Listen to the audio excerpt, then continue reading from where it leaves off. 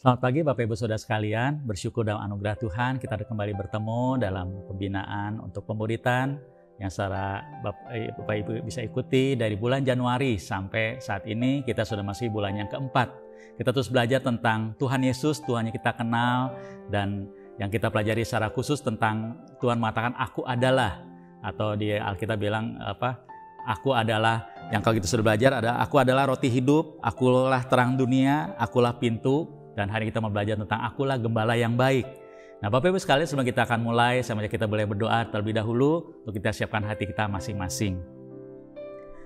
Bapak, terima kasih untuk pemeliharaan Tuhan untuk kami, dan terima kasih pagi hari ini kita boleh kembali belajar Tuhan untuk terus bertumbuh menjadi murid-Mu, menjadi anak-anak-Mu, menjadi domba-Mu yang terus mengenal Engkau Tuhan kami yang hidup. Dan hari ini kami belajar juga kami mengenal Tuhan sebagai Tuhan dan gembala kami dalam kehidupan kami. Berkati waktu ini sepenuhnya Tuhan, yang Engkau yang dipermuliakan di tengah kami.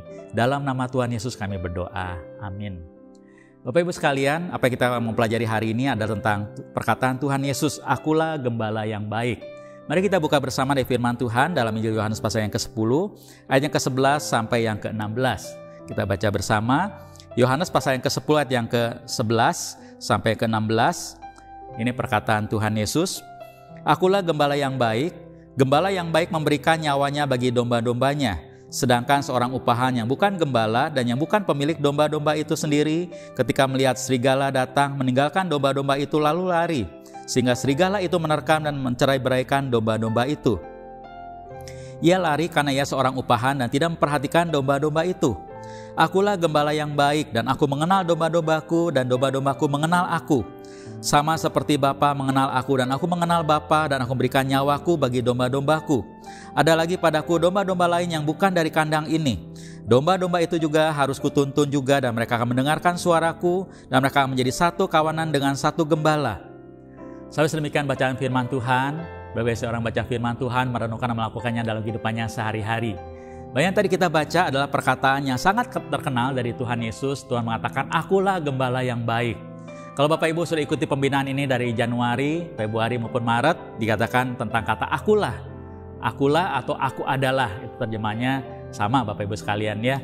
Akulah dikatakan, ini perkataan Tuhan dikatakan akulah, dan hari ini kata akulah gembala yang baik. Kata akulah ini kalau kita boleh belajar dalam firman Tuhan sebenarnya merujuk pada perjanjian lama tentang Tuhan yang kita kenal, yang memperkenalkan diri pada bangsa Israel, pada Musa maupun semua Israel saat itu, yang kemudian kita kenal dengan Yehova atau Yahweh gitu ya, atau kalau Bapak Ibu tahu itu tetragrammaton, aku adalah aku, dikatakan waktu Tuhan katakan pada Musa gitu ya, YHWH atau YHWH. Nah, aku yang adalah aku itu dikatakan, kata aku itu kemudian di perjanjian baru Tuhan katakan untuk dirinya pada Tuhan Yesus. Tuhan mengatakan akulah.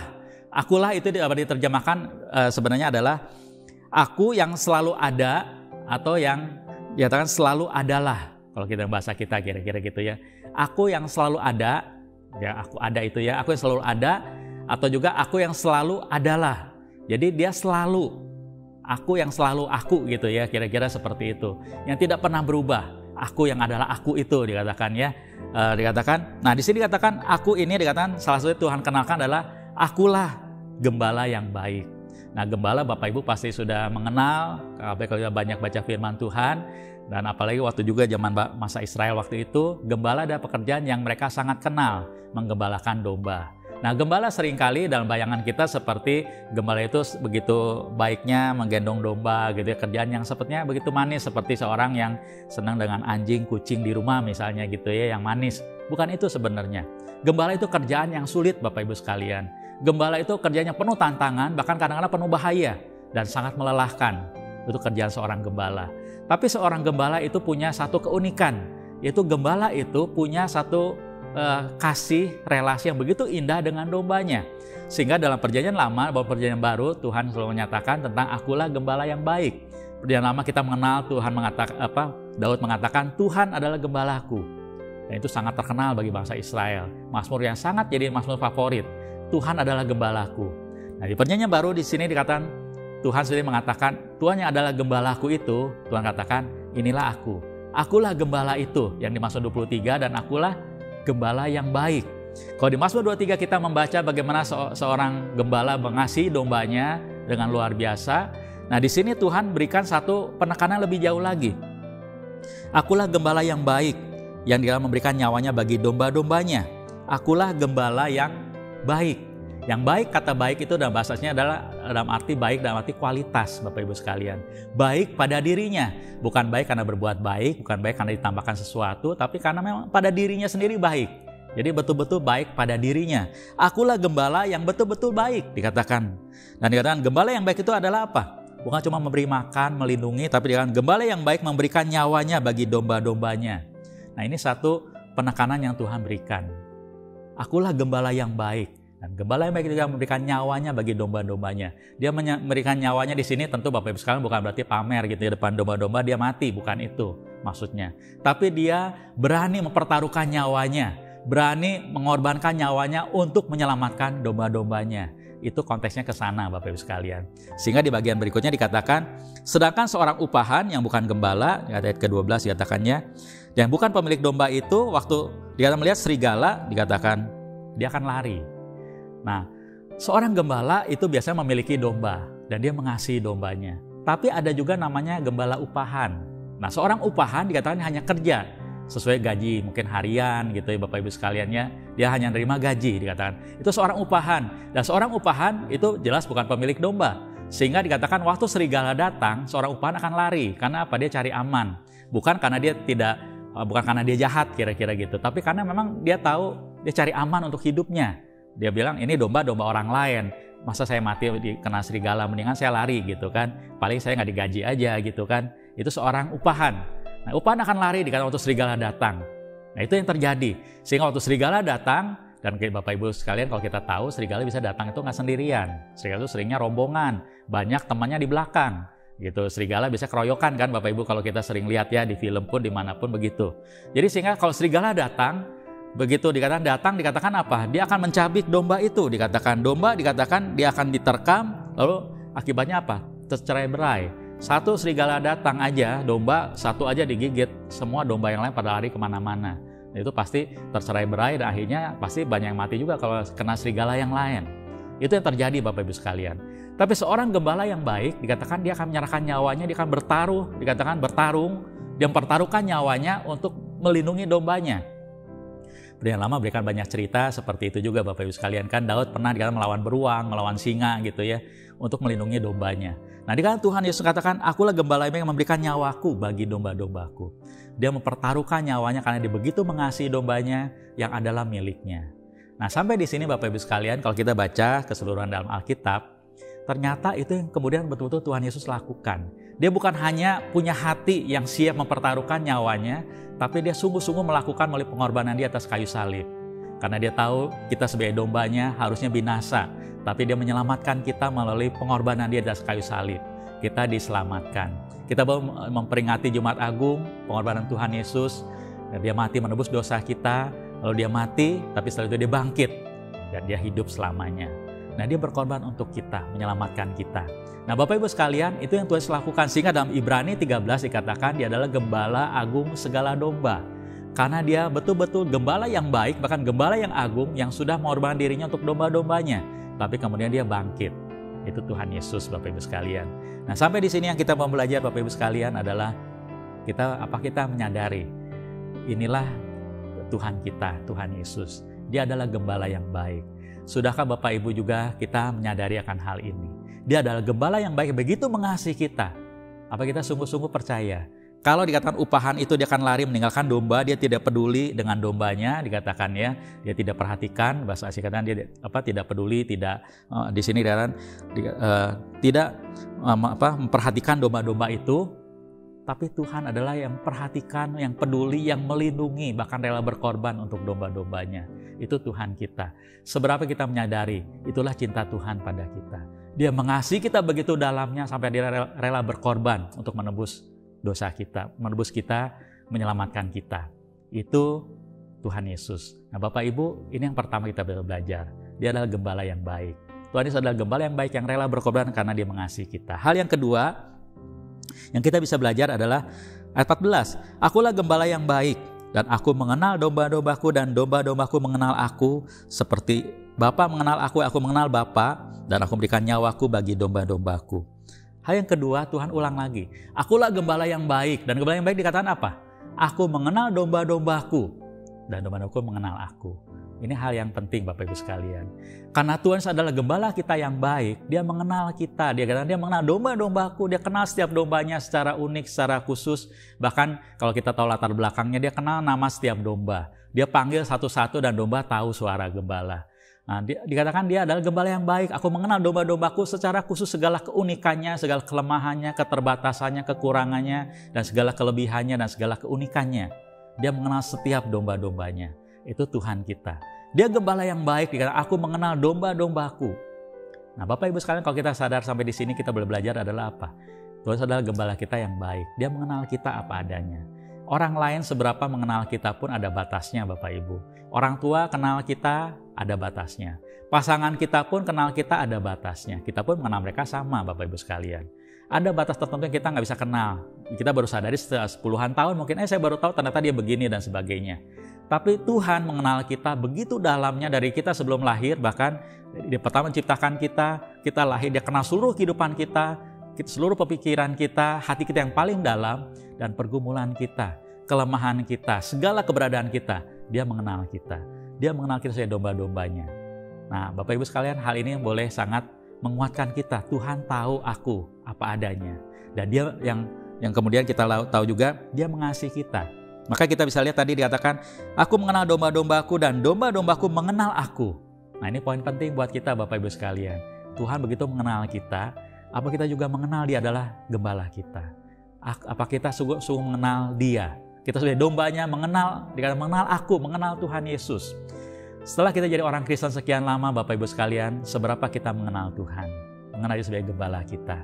Kalau belum, kita baru kenal sedikit, mari kita lebih dekat dengan Sang Gembala. Bahasanya kata mengenal di sini adalah pengenalan dalam pengalaman. Mengenal yang lebih dekat, pengalaman bersama-sama. Makin hari makin kenal, makin hari makin dekat. Itu pengenalan seperti itu.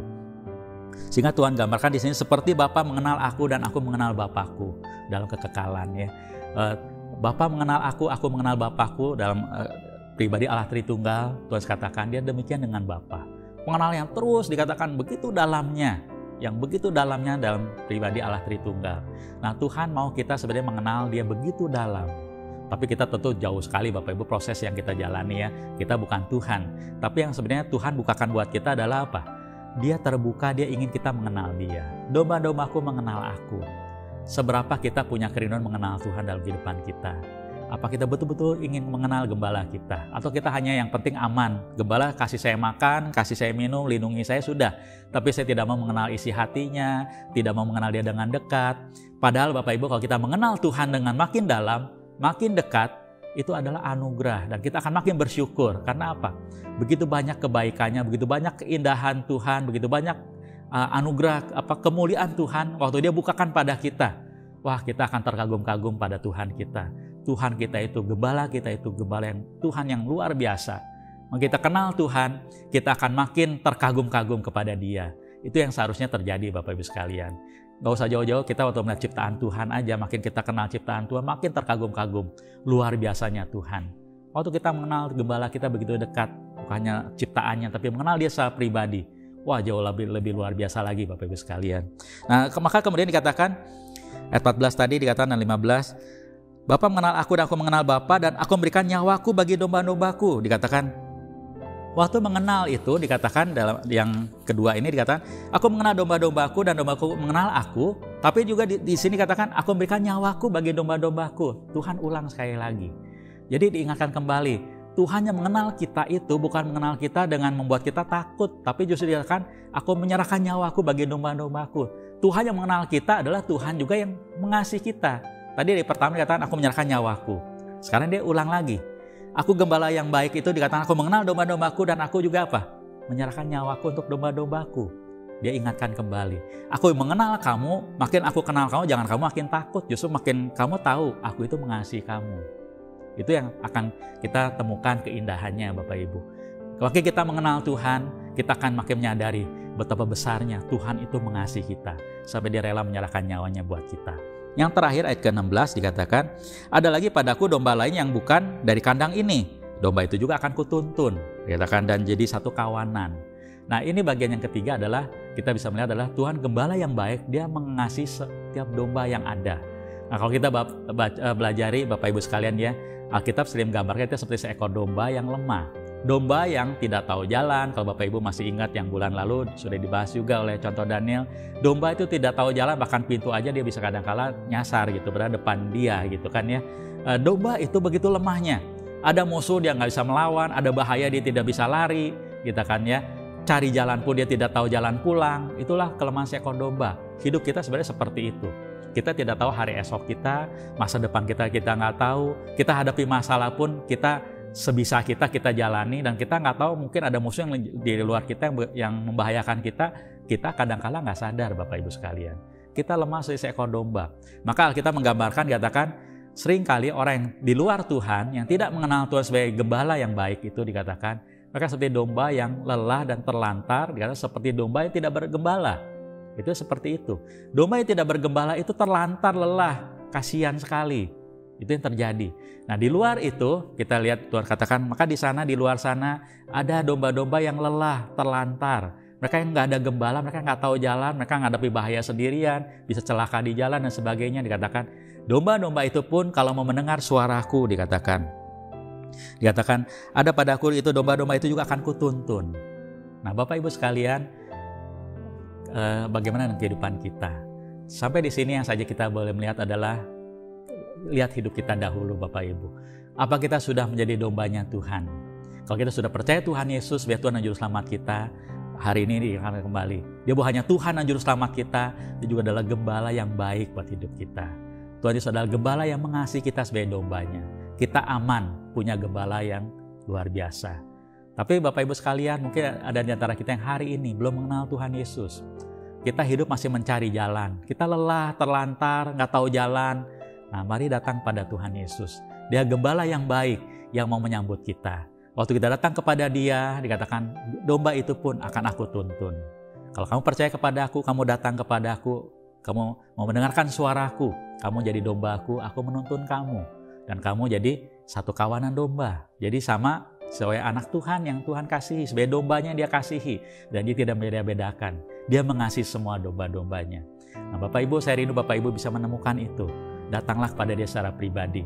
Dia mau menjadi gembala juga dalam hidupmu, supaya engkau tahu akan arah hidupmu, dan engkau tahu hidup kita menjadi hidup yang berarti dan hidup yang aman di tangan Sang Gembala. Juga Bapak Ibu sekalian, kita sudah mengenal Tuhan, kita boleh ingat juga di luar sana masih banyak orang belum mengenal Sang Gembala. Mari kita boleh kenalkan pada mereka juga, ada gembala yang baik, itu Tuhan Yesus yang juga mau menjadi gembala bagi mereka. Nah, sebagai penutup Bapak Ibu sekalian, apa yang dapat kita pelajari dari semua ini? Tuhan mengatakan, akulah gembala yang baik. Dan kita tahu dikatakan waktu dalam bahaya, kalau upahan atau yang bukan pemilik domba kan lari, gembala yang baik tidak pernah meninggalkan dombanya. Dia justru rela berkorban karena Dia mengasihi kita. Ada satu kisah nyata yang pernah terjadi tahun 1940-an, itu Bapak Ibu kisah sepasang misioneri yang melayani di China. Mereka melayani waktu itu tahun 1940-an itu di China. Waktu itu China sedang dalam pendudukan Jepang. Jadi kalau Bapak Ibu baca dalam sejarah seperti itu. Nah, dikisahkan misioneri ini, misioneri yang masih muda, suami istri Dick dan Margaret, mereka melayani di sana di sebuah desa yang agak jauh dari kota. Itu kira-kira. Nah, mereka tinggal di sana. Nah, diceritakan saat mereka melayani di sana itu, kemudian dikatakan ada kabar pendudukan Jepang itu makin dekat di kota itu dan mendekati ke arah desa di mana mereka tinggal. Sehingga orang mulai panik, dikatakannya, wah ini bentar lagi desa kita harus siap-siap kalau diserang oleh Jepang, kita harus cepat-cepat lari. Nah, waktu itu terjadi, dikatakan situasi seperti itu, sang suami Dick ini sakit. Dan ternyata yang dia tahu kemudian dari pengalaman mereka adalah sakit usus buntu. Bapak Ibu, tahun 1940-an usus buntu itu sakit yang susah ya. Jadi mereka dari desa harus dibawa ke kota. Nah, si sang suami mau nggak mau harus dibawa ke kota, kalau nggak bisa meninggal, kan bahaya itu ya. Dia harus naik riksau. Riksau itu seperti beca, beca yang ditarik orang. Bapak Ibu kalau lihat film China zaman dulu kan begitu Bapak Ibu ya. Ada contoh seperti itu. Nah, seperti itu bentuknya. Dia harus ditarik dibawa ke kota. dan harap-harap selamat di perjalanan. Kalau saya meninggal di perjalanan itu juga resiko Bapak Ibu sekalian. Nah, tinggal istri dan anak. Bayangkan itu mereka masih sangat muda, mungkin baru pengantin baru Bapak Ibu sekalian, belum lama. Nah, saat seperti itu istri harus tinggal sendirian, dan ternyata benar, nggak lama kemudian Jepang makin dekat ke kota mereka, ke desa ini. Makin dekat ke desa ini sehingga dikatakan ada tentara di situ yang menjaga dari China, dikatakan beritahukan satu penduduk desa, kalian harus mengungsi semua. Nah, saat seperti itulah Bapak Ibu bisa bayangkan Margaret yang masih seorang muda, seorang istri yang masih muda, dia bagaimana bersikap. Anaknya ada 2, anak mereka masih kecil, yang satu yang paling besar baru umur 1 tahun, yang kecil baru umur 2 bulan Bapak Ibu sekalian. Jadi Margaret katakan, kalau saya mengungsi bawa anak 1 tahun, ada satu lagi baru umur 2 bulan, wah gimana di pengungsian, kayak apa lari-lari sana sini kan. Jadi akhirnya dia putuskan, saya tidak pergi, saya tinggal di rumah. Hanya berharap Tuhan lindungi, Tuhan gembala yang agung gitu ya, Tuhan yang memelihara. Nah, dia hanya berlindung di situ. Nah, itu saat itu terjadi dalam segala ketakutan yang dia hadapi, dikatakan ya, waktu itu betulan, jadi sampai waktunya di mana orang harus mengungsi, dia ditinggal sendiri waktu itu di daerah itu. Jadi tetangga semua pergi. Nah, saat itulah penghiburan dia adalah apa Bapak Ibu sekalian? Di rumahnya itu ada kalender harian. Kalau kayak kita ya Bapak Ibu, mungkin kalau yang GKY tahu Bapak Ibu, waktu lalu sebelum pandemi kita tiap tahun terima kalender harian Bapak Ibu. Di kalender hari itu ada ayatnya. Jadi zaman itu sudah ada. Nah, dikatakan ayat hari itu menguatkan dia. Karena bunyinya dari Mazmur 56 ayat ketiga, waktu aku takut, aku ini percaya kepadamu. Jadi dikatakan saat itu dikatakan waktu dia baca itu, ayat itu menguatkan dia. Waktu saya takut, saya ini percaya sama Tuhan. Jadi dia pikir, oh iya Tuhan, terima kasih. Dikatakannya, waktu saya takut, dikatakan saya ada Tuhan jadi perlindungan saya. Suami pergi, saya sendirian dengan 2 orang anak, Tuhan jaga. Lalu kemudian Jepang makin dekat, akhirnya mereka dikatakan betul-betul harus mengungsi semua. Tinggal dia. Jadi hari kedua dia mulai rasa sepi sekali kan. Aduh sepi sekali, rasa ditinggal sendirian di kota itu tanpa siapa-siapa. Bayangkan masih muda dengan 2 orang anak, nggak ada keluarga, nggak ada siapa-siapa. Hari itu, waktu dia sobek ayat itu, hari itu ayatnya yang baru. Mazmur 9 ayat ke-10. Sebab tidak kau tinggalkan orang mencari engkau ya Tuhan, dikatakan. Di situ dia kan, waktu saya rasa ditinggalkan, ayatnya bicara Tuhan tidak tinggalkan. Itu menguatkan dia sekali ayat itu. Lalu kemudian dikatakan hari itu berlanjut lagi, dikatakan peperangan itu makin kedengaran, suara-suara perang gitu ya, ribut kedengaran makin rame. Nah, saat seperti itu dikatakan dia mulai khawatir untuk keesokan harinya lagi. Besok anak saya ada makanan nggak ya? Gimana makanan anak-anak saya? Saudara bayangkan kota sudah sepi, semua orang sudah pergi, beli makanan di mana? Cari makanan di mana? Belum kalau Jepang masuk itu, wah gimana? Keesokan harinya itu waktu dia buka lagi ayat hari itu, ternyata Bapak Ibu ajaib. Ayatnya itu dari kitab Kejadian 50:21 di kalender itu. Aku akan menanggung makananmu dan makanan anak-anakmu. Ayatnya itu bicara kayak bicara sama dia. So, Tuhan bicara, kamu gak usah takut makanan, aku menanggung makananmu dan anak-anakmu. Dan hari itu dikatakan ada seorang ibu yang dia gak kenal datang bawa 1 ember susu kambing, dikatakan. Itu bisa buat susu anaknya kan ya. Lalu gak lama kemudian ada seorang lagi datang bawa sekeranjang telur, anterin ke rumah dia. Jadi mungkin tetangga-tetangga tahu juga di situ nggak ada orang, mungkin ada yang masih bertahan hidup juga, mungkin orang tua gitu ya. Jadi saya kasih susu, ada yang kasih telur untuk dia bertahan hari itu. Jadi itu yang ya, dikatakan bagaimana dia melihat pemeliharaan Tuhan. Lalu kemudian dikatakan setelah itu situasi makin makin tegang karena suara-suara orang perang itu kalau sepi makin kedengaran Bapak Ibu sekalian kan ya, makin sepertinya makin dekat peperangan itu di luar sana. Nah, saat seperti itu dikatakan dia berdoa sungguh-sungguh, Tuhan lindungi, dikatakannya bagaimana dalam ketakutan dia. Dia berdoa sungguh-sungguh dikatakan. Nah, saat dia berdoa seperti itu dikatakan, dia berdoa itu keesokan harinya lagi dikatakan ayat yang Tuhan berikan adalah apa? Dari Mazmur 56 ayat ke-9. Maka musuhku akan mundur pada waktu aku berseru. Ya, musuhku akan mundur pada waktu aku berseru. Ayat itu menguatkan dia. Aku berseru, musuh akan mundur. Nah, hari itu dia berdoa sungguh-sungguh kepada Tuhan. Malam harinya suasana perang yang masih ada, dia malam itu nggak bisa tidur. Dia nggak tidur, malam itu dia doa terus, dia berharap sama Tuhan, minta perlindungan Tuhan untuk dia dan anak-anaknya. Itu yang dilakukan Bapak Ibu sekalian. Besoknya tahu-tahu menjelang hari siang, suara perang itu makin jauh. Jadi nggak kedengeran lagi. Tahu-tahu makin siang lagi, kemudian dia baru lihat tetangga-tetangga mulai kembali di kampung itu. Lalu tentara yang mengawal yang sebelumnya itu memberitahukan dia, Jepang sekarang sudah meninggalkan daerah itu, pergi ke tempat lain. Entah alasannya apa gitu. Tapi Bapak Ibu sekalian, itu pemeliharaan Tuhan yang ajaib. Bayangkan dikatakan setiap hari Tuhan dengan caranya menguatkan dia melalui kalender harian yang pasti Bapak Ibu waktu orang bikin kalender itu mana tahu akan terjadi seperti ini kan. Dan ayatnya tepat sekali untuk Margaret ini. Bapak Ibu, itulah gembala kita. Tuhan gembala kita. Tuhan yang kita kenal dalam Tuhan Yesus adalah gembala yang baik. Dia tidak pernah meninggalkan domba-dombanya.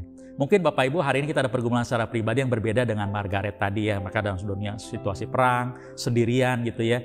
Hidup kita mungkin hari ini bergumul dengan cara yang berbeda. Entah masalah pekerjaan, masalah keluarga, ekonomi, masa depan dan sebagainya Bapak Ibu sekalian. Tapi kita kembali ingat tadi, Tuhan Yesus adalah gembala yang baik. Berapa dia begitu baiknya? Dia begitu baiknya sampai dia rela mempertaruhkan nyawanya untuk kita. Bahkan dia sudah rela berkorban menyelamatkan kita. Itulah gembala kita. Dan dia mengenal setiap kita. Dan dia selalu dekat dengan kita. Dan dia rela berkorban. Dia mengasihi kita apa adanya. Nah Bapak Ibu sekalian, kalau kita punya gembala seperti itu, Tuhan kita seperti itu, apa kita perlu khawatir? Kita walaupun kita domba yang lemah, domba yang kecil, domba yang tidak berdaya, dia gembala kita, gembala yang agung. Dan dia mengenal kita, dia mengasihi kita. Maka Bapak Ibu sekalian, mari kita terus berharap kepada Tuhan. Kenallah dia, gembala yang agung kita, gembala yang mengasihi kita. Dan percayalah Bapak Ibu sekalian, dalam pergumulan seberat apapun, situasi seperti apapun, kita tidak sendiri. Karena gembala kita yang baik itu tidak pernah meninggalkan kita. Dia gembala yang baik, yang setia, yang selalu menyertai kita sampai akhir zaman. Dia sangat peduli, dia mengasihi kita. Amin. Mari kita berdoa. Bapa, biarlah firman-Mu hari ini boleh sekali mengingatkan kami kembali Tuhan, betapa kami bersyukur kami punya gembala yang baik. Tuhan Yesus, Engkau gembala yang baik, yang bahkan Engkau sudah rela menyerahkan nyawa-Mu untuk menyelamatkan kami. Engkau mengenal setiap kami apa adanya dan segala kelemahan keterbatasan kami, kekurangan kami, tapi juga pergumulan kami. Dan Engkau mengenal kami, dan Engkau mengasihi kami dengan sangat dalam, dengan ajaib.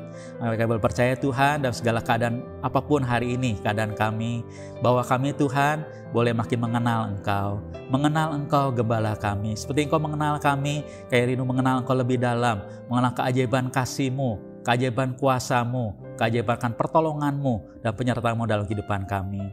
Sehari ini Tuhan, kalau ada kami dalam pergumulan yang berat, dalam masalah, arahkan mata kami kepada Engkau, kepada firman-Mu, kepada janji-Mu, dan kepada Engkau sendiri. Engkau Tuhan sumber segala kekuatan, pertolongan dalam kehidupan kami. Engkau gembala kami yang baik, yang tidak pernah meninggalkan kami. Sehingga di tengah apapun yang kami hadapi Tuhan, kalau ada Engkau bersama kami tahu kami aman. Tidak perlu khawatir dengan apapun juga, karena Engkau gembala kami yang baik. Engkau juga adalah Tuhan yang Maha Kuasa, yang tidak pernah meninggalkan kami. Engkau yang selalu peduli, dan Engkau selalu mengasihi kami sampai selamanya. Terima kasih Tuhan, jadi kami sudah kebutuhan kami, dan berkati hidup kami hari ini juga, dan segala aktivitas kami yang kembali bekerja, kembali di tengah keluarga, di tengah rumah tangga, di tengah pekerjaan, di tengah pelayanan, bahkan di tengah masyarakat. Dimanapun kami berada, juga kiranya Tuhan menyertai setiap kami dengan anugerah-Mu. Ada berkat Tuhan, ada sukacita, ada damai sejahtera, ada perlindungan penyertaan-Mu bersama kami semua.